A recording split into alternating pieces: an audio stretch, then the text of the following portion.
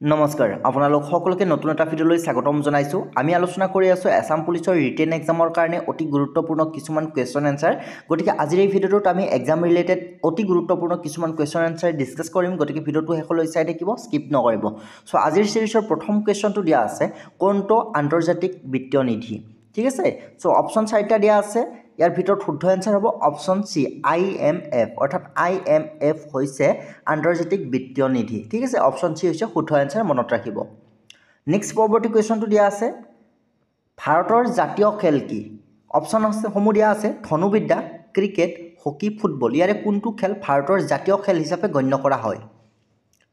চ' ইয়াৰ শুদ্ধ এনসাৰটো হ'ব অপশ্যন নম্বৰ চি, হকী। ঠিক আছে, ভাৰতৰ জাতীয় খেল হৈছে হকী। ভিডিঅ'টিৰ মাজতে আপোনালোকক জনাব বিচাৰিছোঁ, আসাম পুলিচৰ AB UB ৰিটেন এক্সামৰ কাৰণে সম্পূৰ্ণ চিলেবাছৰ ওপৰত ভিত্তি কৰি এইখন গাইডবুক প্ৰস্তুত কৰা হৈছে। গতিকে আপোনালোকে যদি আসাম পুলিচৰ ৰিটেন এক্সামৰ কাৰণে প্ৰিপাৰেশ্যন ভালদৰে কৰিম বুলি ভাবিছে, আপোনালোকে এইখন গাইডবুকৰ জৰিয়তে প্ৰিপাৰেশ্যন কৰিব পাৰিব। সম্পূৰ্ণ চিলেবাছ অনুসৰি আটাইকেইটা বিষয়ৰ কুৱেশ্যন এনসাৰ ইয়াতে আপোনালোকে অসমীয়াতে লাভ কৰিব।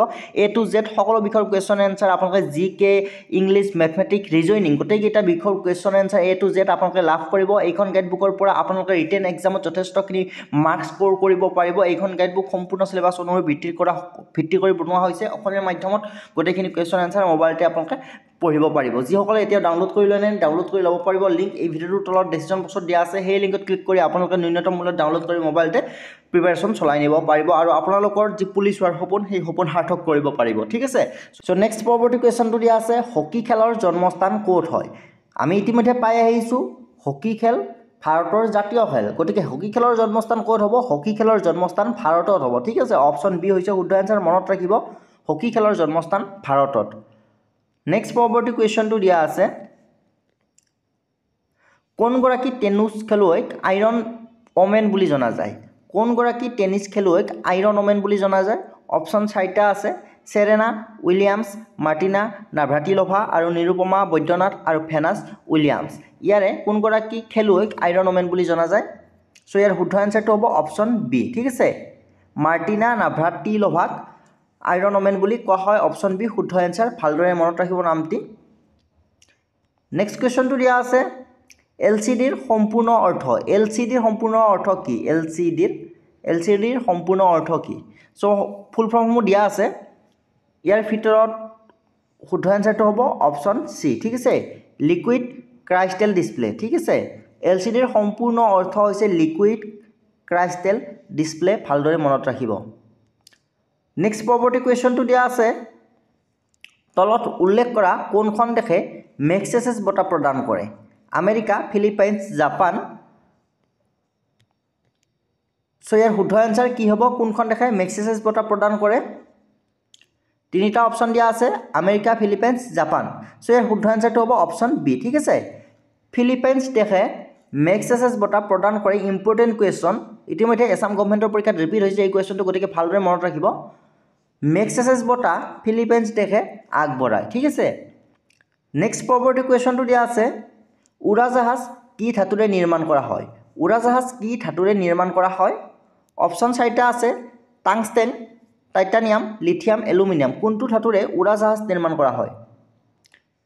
ইয়াৰ শুদ্ধ উত্তৰটো হ'ব অপশ্যন বি। ঠিক আছে, টাইটানিয়াম ধাতুৰে উৰাজাহাজ নিৰ্মাণ কৰা হয়। অপশ্যন বি হ'ব ইয়াৰ শুদ্ধ এনসাৰ।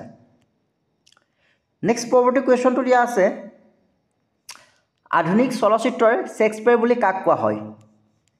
অপশ্যন 3টা আছে, অৰ্চন, ৱাটছন আৰু মাইকেল হেগ। আধুনিক চলচ্চিত্ৰৰ শ্বেক্সপিয়াৰ বুলি কাক কোৱা হয়? ইয়াৰ শুদ্ধ এনসাৰটো হ'ব অপশ্যন এ। ঠিক আছে, অৰ্চন। ঠিক আছে, আধুনিক চলচ্চিত্ৰৰ শ্বেক্সপিয়াৰ বুলি অৰ্চনক কোৱা হয়। অপশ্যন এ হ'ব ইয়াৰ শুদ্ধ এনসাৰ। নেক্সট পৰৱৰ্তী কুৱেশ্যনটো দিয়া আছে, কোনখন দেশৰ পতাকাত 4টা তৰা থাকে? এনেকুৱা ধৰণৰ কুৱেশ্যন কিন্তু খুবেই গুৰুত্বপূৰ্ণ, যিহেতু ADRE পৰীক্ষাত এনেকুৱা ৰিলেটেড কুৱেশ্যন আহি গৈছে। অপশ্যনসমূহ দিয়া আছে, আমেৰিকা, নিউজিলেণ্ড, জাপান, ৰাছিয়া। ইয়াৰে কোনখন দেশৰ পতাকাত 4টা তৰা থাকে?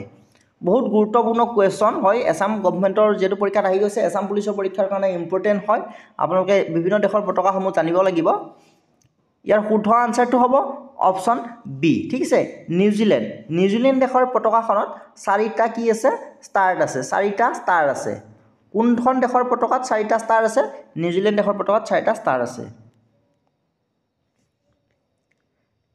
নেক্সট কুৱেশ্যনটো দিয়া আছে ভাৰতত প্ৰথমে কেতিয়া বিমান ডাক সেৱা প্ৰৱৰ্তন কৰা হৈছিল অপশ্যন দিয়া আছে 1910 1911 চন 1912 চন আৰু 1913 চন ইয়াৰ কোনটো চনত বিমান ডাক সেৱা প্ৰৱৰ্তন কৰা হৈছিল ভাৰতবৰ্ষত ইয়াৰ শুদ্ধ আনসাৰটো হ'ব অপশ্যন বি 1911 চনত ভাৰতত প্ৰথমবাৰৰ কাৰণে বিমান ডাক সেৱা প্ৰৱৰ্তন কৰা হৈছিল চনটো ভালদৰে মনত ৰাখিব 1911 ঠিক আছে নেক্সট কুৱেশ্যনটো দিয়া আছে ভাৰতত প্ৰথমে কেতিয়া ডাক টিকটৰ প্ৰৱৰ্তন কৰা হৈছিল ডাক টিকটৰ প্ৰৱৰ্তন কেতিয়া কৰা হৈছিল ভাৰতত অপশ্যন আছে 1863 চনৰ 10 জুন 1852 চনৰ 1 জুলাই 1865 চনৰ 20 জুন 1864 চনৰ 25 জুন সো ইয়াৰ শুদ্ধ আনসাৰটো হ'ব অপশ্যন বি 1852 চনৰ 1 জুলাই তাৰিখে ভাৰতত প্ৰথমবাৰৰ কাৰণে ডাক টিকটৰ প্ৰৱৰ্তন কৰা হৈছিল অপশ্যন বি শুদ্ধ আনসাৰ হ'ব মনত ৰাখিব নেক্সট কুৱেশ্যনটো দিয়া আছে কোন গৰাকী ব্ৰিটিছ সম্ৰাটে উইম্বলডন টেনিছ খেলিছিল অপশ্যন তিনিটাৰ ভিতৰত শুদ্ধ আনসাৰ হ'ব অপশ্যন সি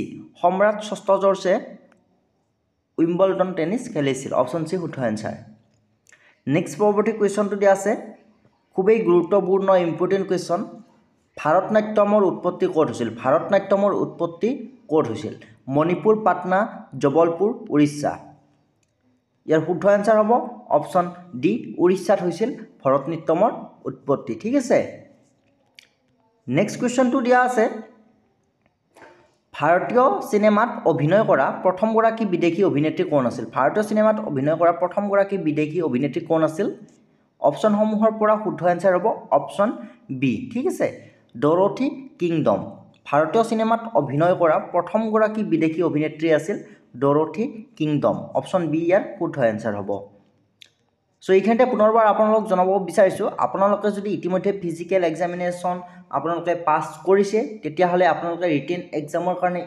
এতিয়াৰ পৰাই ভালদৰে প্ৰিপাৰেশ্যন কৰিব লাগিব আৰু ৰিটেন এক্সামৰ কাৰণে প্ৰিপাৰেশ্যন কৰিবলৈ হ'লে আপোনালোকক লাগিব সম্পূৰ্ণ চিলেবাছ অনুসৰি প্ৰস্তুত কৰা এখন গাইডবুক আৰু আমি প্ৰস্তুত কৰি ওলাইছোঁ আপোনালোকৰ কাৰণে মাষ্টাৰ গাইডবুক যিখনত আপোনালোকে A to Z আটাইকেইটা বিষয়ৰ কুৱেশ্যন এনচাৰ অসমীয়াতে লাভ কৰিব গতিকে আপোনালোকে মোবাইলতে অসমীয়াতে পঢ়িব পাৰিব যিসকলে এতিয়াও ডাউনলোড কৰি লোৱা নাই গাইডবুকখন ডাউনলোড কৰি ল'ব পাৰিব লিংক এই ভিডিঅ'ৰ তলত ডেছক্ৰিপশ্যন বক্সত দিয়া আছে সেই লিংকত ক্লিক কৰি আপোনালোকে ডাউনলোড কৰি ল'ব পাৰিব আৰু মোবাইলতে প্ৰেক্টিছ কৰিব পাৰিব আপোনালোকৰ যথেষ্টখিনি স্ক'ৰ ইনক্ৰিজ হ'ব সো নেক্সট পৰৱৰ্তী কুৱেশ্যনটো দিয়া আছে ৰাষ্ট্ৰসংঘত সংগীত পৰিৱেশন কৰা প্ৰথমগৰাকী ভাৰতীয় শিল্পী কোন আছিল ৰাষ্ট্ৰসংঘত সংগীত পৰিৱেশন কৰা প্ৰথমগৰাকী ভাৰতীয় শিল্পী কোন আছিল অপশ্যন চাৰিটা আছে মাদুৰাই চুম্বু গাবদি শুভলক্ষ্মী লতা মংগেশকাৰ উষা মংগেশকাৰ আৰু তৰুলতা সো ইয়াৰ শুদ্ধ এনচাৰটো হ'ব অপশ্যন এ মাদুৰাই চুম্বু গাবদি শুভলক্ষ্মী আছিল ৰাষ্ট্ৰসংঘত সংগীত পৰিৱেশন কৰা প্ৰথমগৰাকী ভাৰতীয় শিল্পী অপশ্যন এ শুদ্ধ এনচাৰ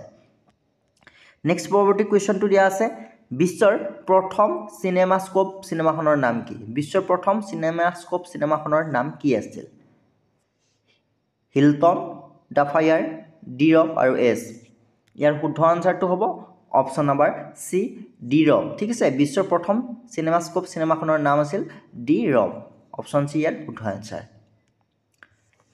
নেক্সট কুৱেশ্যনটো দিয়া আছে পৃথিৱীৰ বৃহত্তম চিনেমা হলটোৰ নাম কি পৃথিৱীৰ বৃহত্তম চিনেমা হলটোৰ নাম কি অপশ্যন আছে ৰক্সি নেপচুন এলফিষ্ট অপচৰা ইয়াৰ শুদ্ধ আনসাৰটো হ'ব অপশ্যন এ ঠিক আছে ৰক্সি পৃথিৱীৰ বৃহত্তম চিনেমা হলটোৰ নাম হৈছে ৰক্সি অপশ্যন এ শুদ্ধ আনসাৰ